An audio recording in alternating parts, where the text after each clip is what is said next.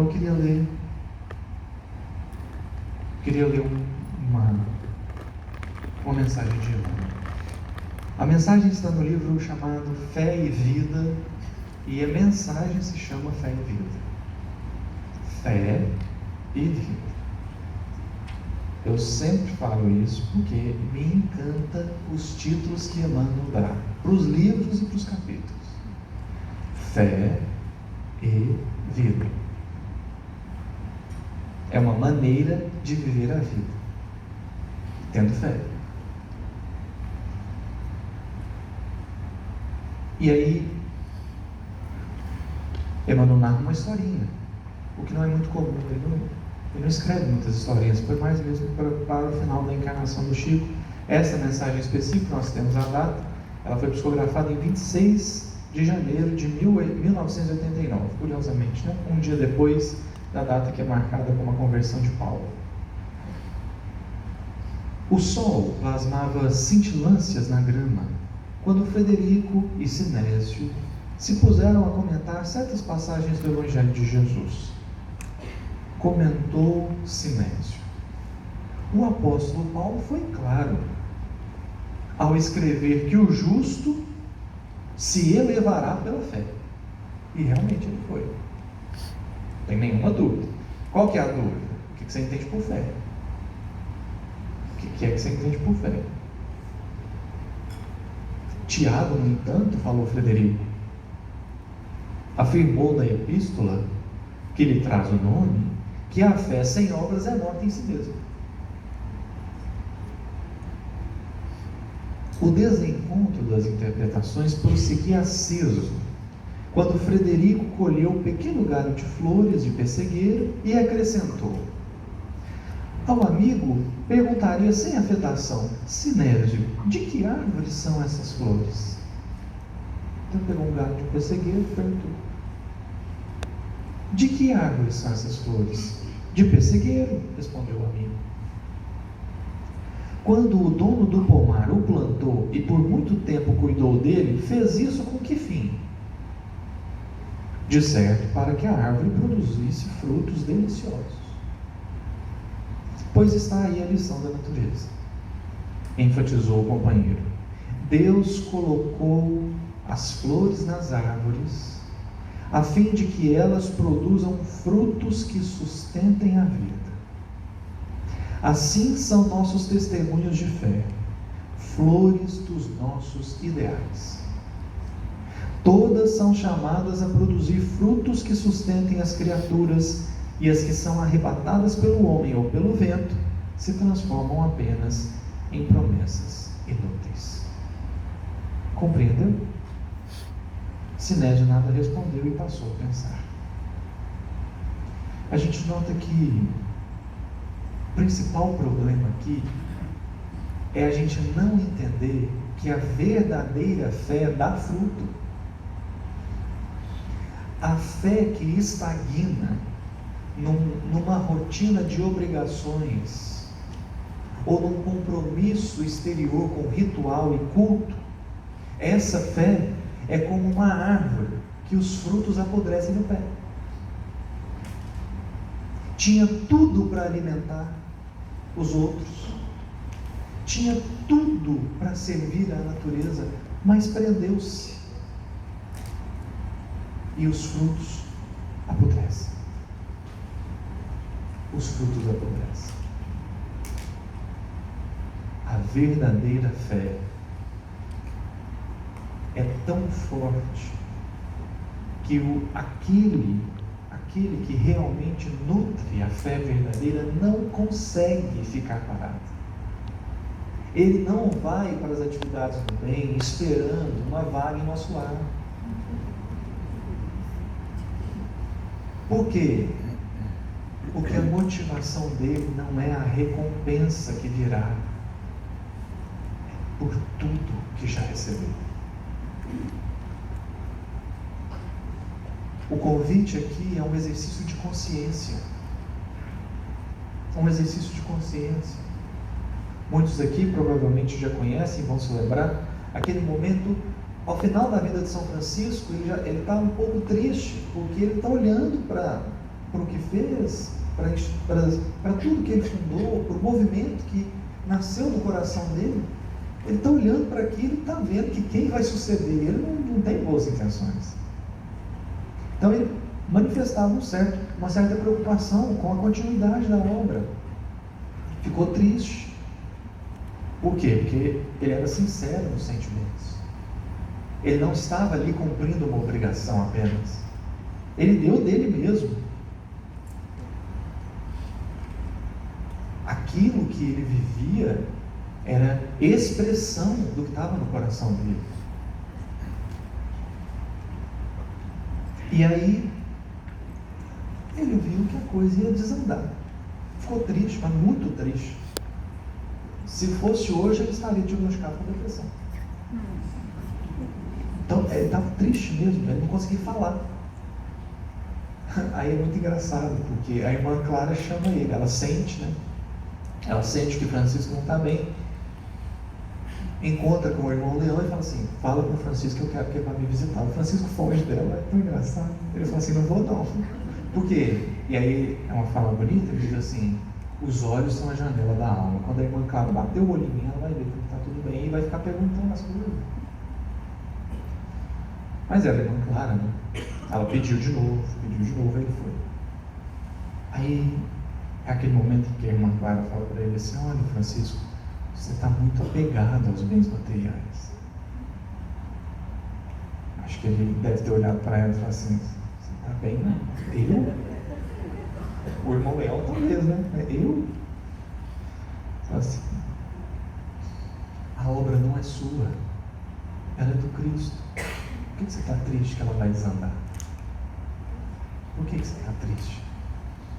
Entrega. Esse é o último bem que Jesus está pedindo para você entregar. É a obra que ele te emprestou, mas não é sua. Então não precisa devolver para ele. Aí ela fala algo para Francisco que é bonita. Ela diz assim: pai Francisco, o senhor já tem Deus e Deus é o suficiente. Deus é e basta. Deus é porque ele não muda e ele basta. O que mais que você quer? O que mais? Mas você consegue compreender que só tem como a gente nutrir essa sensação se a gente tiver fé? Fala isso para um ateu, ele ri na sua cara. Fala assim: não, Deus. Mas para quem tem fé, Deus não é uma possibilidade, Deus não é uma probabilidade, Deus é uma certeza. Deus é uma certeza. Esse é o convite da fé. Não é aparecer, não é aparentar. Eu vou viver como se eu já tivesse compreendido que Deus está na minha vida. Não precisa disso. Por que não precisa? Porque Ele está. Então não é um exercício de parecer, é um exercício de perceber. Não precisa fingir nada, não precisa fazer de conta de nada. O que precisa é um exercício de consciência. É um exercício de consciência. Deus já está conosco. Por isso gosto muito de uma fala de Emmanuel, uma que nós temos estudado com o NEP, uma mensagem de Emmanuel, capítulo 30 do livro Fonte Viva, chamado Educa. Ali Emmanuel diz assim: Deus está em nós quanto estamos em Deus. O que me chama a atenção nessa frase é que Emmanuel não usou a palavrinha tanto. E ele não ter usado é muito significativo. Porque ele poderia ter dito assim: Deus está em nós tanto quanto estamos em Deus. Aí a gente estava tudo perdido, né? Se Deus estivesse em mim tanto quanto eu estou nele, mas não tenho tanto. Deus está em nós quanto estamos em Deus. Não é uma comparação, é uma constatação. Emmanuel não está comparando o quanto que Deus está em você. Deixa eu ver o tanto que você está em Deus. Não é comparação, é constatação. Deus está em nós. Da mesma forma, nós estamos nele.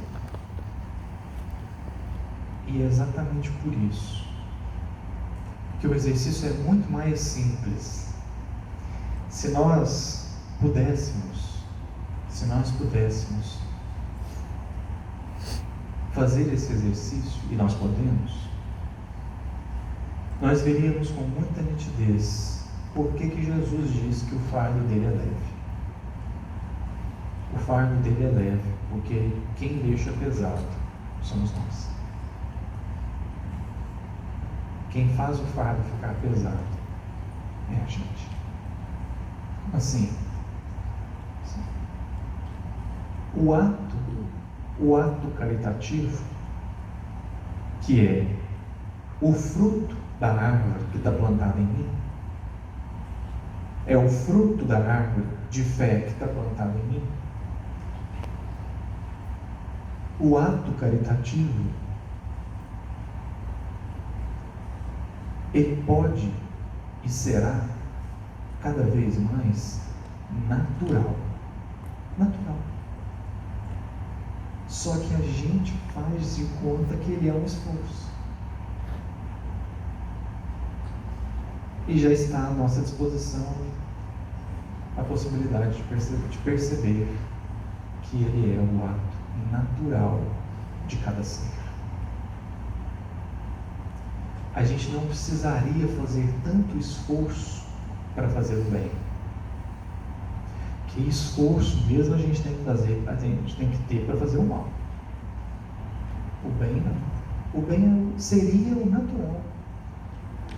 Mas a gente está num momento muito delicado da evolução, em que a gente se sente, como Abacuque, abandonado.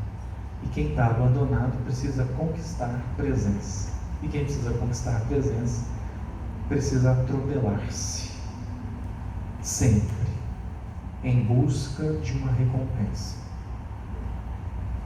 Mas a coisa é mais simples. Deus está conosco.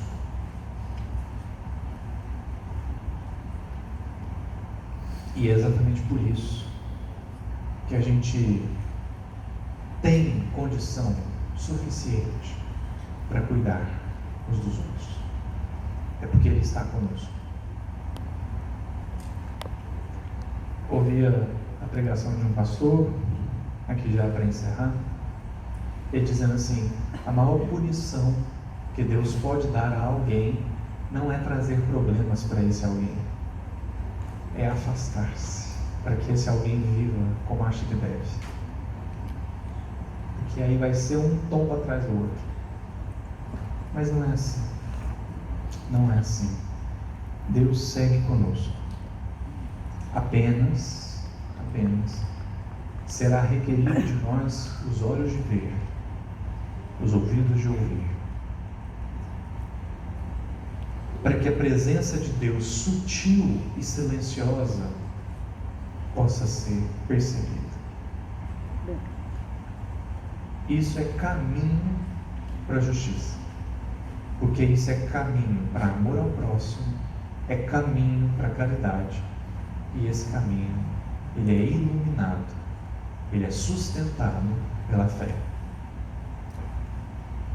E é isso que traduz o justo, ou o verdadeiro justo. Que Jesus nos abençoe, nos fortaleça e nos ampare sempre. Nossos votos de muita paz.